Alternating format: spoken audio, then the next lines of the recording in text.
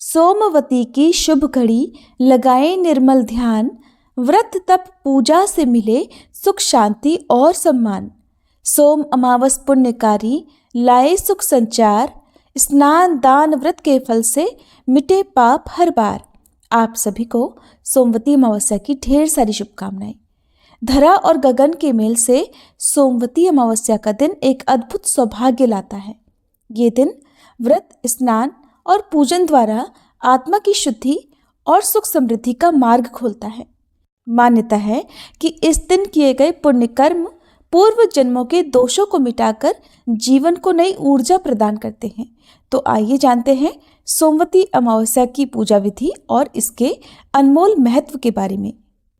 वैसे तो हमारे हिंदू धर्म में हर अमावस्या का अपने आप में एक अलग ही महत्व है, लेकिन इन सभी में सबसे ऊपर मानी जाती है सोमवती अमावस्या। जब अमावस्या सोमवार के दिन पड़ती है तो उसे सोमवती अमावस कहते हैं और ऐसा दुर्लभ संयोग साल में बहुत कम ही देखने को मिलता है। इस दिन भगवान शिव, माता पार्वती और पीपल के पेड़ की पूजा की जाती है। इस दिन पीपल के पेड़ की पूजा करने के अलावा 108 बार परिक्रमा भी की जाती है। ये परिक्रमा आप किसी भी सामग्री के साथ कर सकते हैं। खाने पीने की या श्रृंगार की जो भी सामग्री 108 की संख्या में आपके पास हो, आप उनके साथ परिक्रमा कर सकते हैं, ताकि 108 परिक्रमा करते समय गिनती में कोई गलती ना हो। जैसे कि आप गेहूं के 108 दाने हाथ में लेकर, या काले भीगे चने, केले के फल, या फिर मूंगफली के 108 दाने, या फिर किसी भी सुहाग की सामग्री जैसे चूड़ी से भी परिक्रमा कर सकते हैं। इस तरह की जो भी सामग्री आपके पास है उसे हाथ में लेकर जब एक परिक्रमा पूरी हो जाए तो उसे किसी पात्र में आप एकत्रित करते रहें। जब 108 परिक्रमा पूरी हो जाए तो जो भी सामग्री हाथ में लेकर आपने परिक्रमा की है उसका दान करना होता है। और अगर सोमवती अमावस्या का दान किसी निर्धन सुहागिन महिला या किसी निर्धन जरूरतमंद व्यक्ति के अलावा सुहाग की कामना से अगर किसी धोबिन को दिया जाए तो उसका पुण्य कई गुना हो जाता है, क्योंकि सोमवती अमावस्या की कथा में भी सोना धोबिन का वर्णन मिलता है। इसलिए आज के दिन आपको भी अगर हो सके तो ऐसा जरूर करना चाहिए। अखंड सुहाग और घर में धन धान्य की बरकत, सुख समृद्धि के लिए सुहागिन महिलाएं जो हैं वो सोमवती अमावस्या की पूजा करती हैं। इसके अलावा कोई भी महिला अपने परिवार की सुख समृद्धि की कामना से सोमवती अमावस्या का पूजन कर सकती हैं। खास तौर पर पति की दीर्घायु के लिए यह उपवास रखा जाता है और इस उपवास से न केवल पति की दीर्घायु होती है बल्कि पितरों का भी आशीर्वाद मिलता है। बात करें अगर व्रत की, तो इस व्रत में कई महिलाएं तो सुबह से लेकर रात तक उपवास रखती हैं, जैसे कि आप बाकी अन्य उपवास रखती हैं। तो कुछ महिलाएं सुबह जब तक पूजा नहीं कर लेती, केवल तभी तक उपवास रखती है, यानी पूजा करने तक अन्न जल ग्रहण नहीं करती और पूजा करने के बाद जो भी सात्विक भोजन है वो ग्रहण कर लेती हैं। तो आप जिस भी नियम का पालन करना चाहें, आपकी जैसी भी सामर्थ्य हो, या पहले से जिस भी नियम का पालन करती आई हैं हर अमावस्या को, उसका पालन आप इस बार भी कर सकती हैं। सोमवती अमावस्या के दिन सबसे पहले तो यदि हो सके तो किसी पवित्र नदी के जल से स्नान करना चाहिए। आसपास नदी ना हो या नदी में जाकर स्नान करना संभव ना हो तो नहाने से पहले तुलसी जी की जड़ की मिट्टी अपने माथे पर और फिर अपने शरीर पर लगाकर फिर नहाने के पानी में गंगाजल मिलाकर सभी पवित्र नदियों का स्मरण करके और माँ गंगा जी को विशेषकर प्रणाम करके फिर स्नान करना चाहिए। स्नान करने के बाद 1 लोटा जल में काले तिल और पुष्प मिलाकर सूर्य देवता को अर्घ्य देना चाहिए। फिर 1 लोटे जल में काले तिल मिलाकर आपको अपने पितरों के नाम से जल का तर्पण देना चाहिए। जल से तर्पण देते समय ओम पितृ देवताभ्यो नमः इस मंत्र का जाप आप कर सकते हैं। इसके बाद पीपल की पूजा करने के लिए आपके आसपास जहाँ कहीं भी पीपल का पेड़ हो वहाँ पर आप जाएं। घर से ही पूजन सामग्री लेकर जाएं। घर से ही 1 लोटा जल का भी भरकर लेकर जाएं। आज के दिन पीपल की जड़ में सादे जल के अलावा कच्चा दूध और दही भी अर्पित किया जाता है, यानी कच्चे दूध और दही से पीपल को सींचा भी जाता है। अगर आप करना चाहें तो ऐसा भी कर सकते हैं। इसके अलावा पीपल के पेड़ के चारों ओर लपेटने के लिए कच्चा सूत या कलावा भी आपको चाहिए। रोली, मौली, अक्षत, मौसमी ताजे फल, फूल, धूप, दीप में आज के दिन ध्यान रखिएगा रुई की जगह पर आपको कलावे की बाती का प्रयोग करना है। और सुहा की कोई भी सामग्री जो आप अर्पित करना चाहें, क्योंकि सुहा की सामग्री आज के दिन आपको जरूर चढ़ानी चाहिए, और कुछ दक्षिणा यह आप घर से लेकर जाएं। एक बात का ध्यान रखिएगा कि पीपल के पेड़ की पूजा आप सुबह और शाम दोनों ही समय कर सकते हैं, लेकिन सुबह की पीपल की पेड़ की पूजा जो है वो आप सूर्योदय के बाद ही करें। सूर्योदय से पहले पीपल के पेड़ का पूजन नहीं किया जाता है, ना ही सूर्योदय से पहले पीपल के पेड़ में जल चढ़ाया जाता है। ऐसी मान्यता है कि सूर्योदय से पहले पीपल के पेड़ पर अलक्ष्मी जी का वास होता है। जो लोग सूर्योदय से पहले पीपल के पेड़ की पूजा कर लेते हैं, उनके घर में दुख दारिद्रता बस जाती है। इसलिए आप सूर्योदय के बाद ही पीपल में जल चढ़ाएं। सबसे पहले पीपल के पेड़ की जड़ में आसपास अच्छे से साफ सफाई कर लें। फिर पीपल के पेड़ की जड़ में 1 लोटा जल अर्पित करें। पूजा करते समय आपका मुंह पूर्व या उत्तर दिशा की तरफ होना चाहिए। अब जिस जगह पर भी बैठकर आपको पूजा करनी है, वहां पर आप पीपल के पेड़ के नीचे ही थोड़ा सा जल चढ़ाकर जल के छींटे देकर शुद्ध कर लें। हल्दी से फिर स्वास्तिक का चिन्ह बनाएं। स्वास्तिक का चिन्ह आपको प्रॉपर तरीके से बनाना आना चाहिए।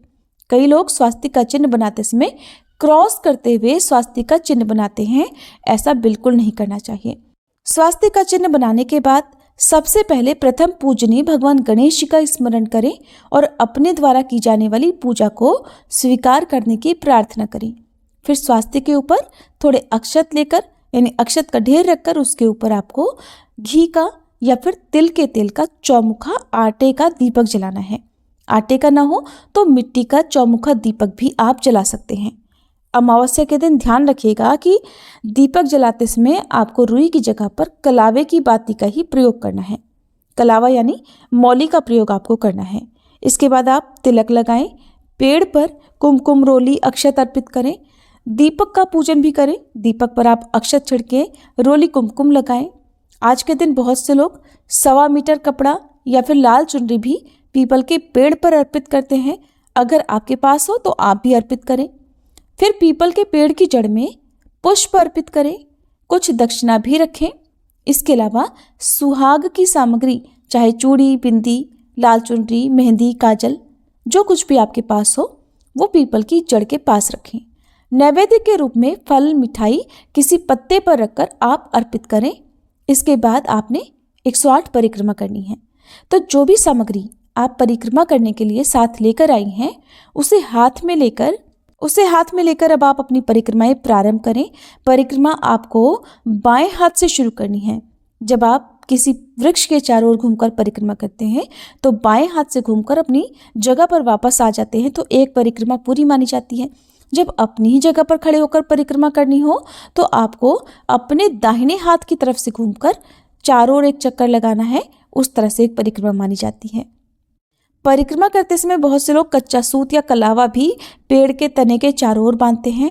अगर चारों ओर घूमना संभव ना हो तो आप पेड़ की किसी टहनी पर भी 5 या 7 बार ये कलावा या जो कच्चा सूत है वो लपेट सकते हैं। इसके आगे की परिक्रमा आप जो भी सामग्री है उसके साथ पूर्ण कर सकते हैं। अगर आप 108 बार परिक्रमा नहीं कर पाती हैं तो 5 या 7 बार परिक्रमा भी कर सकती हैं। परिक्रमाएं पूर्ण करने के बाद आप अपनी जगह पर वापस आकर बैठ जाएं और आसन पर बैठकर ही आपको पूजा करनी है। आसन साथ में लेकर जाएं। अब हाथ में पुष्प और अक्षत लेकर सोमवती अमावस्या की कथा का पाठ करें। अगर कथा का पाठ पेड़ के नीचे करना संभव ना हो तो आप घर पर भी कथा पढ़ या सुन सकते हैं। सोमवती अमावस्या के दिन सोना धोबन की ही कथा सुनी जाती है, जो कि इस दिन आपको हमारे चैनल पर भी ये कथा सुनने को मिल जाएगी।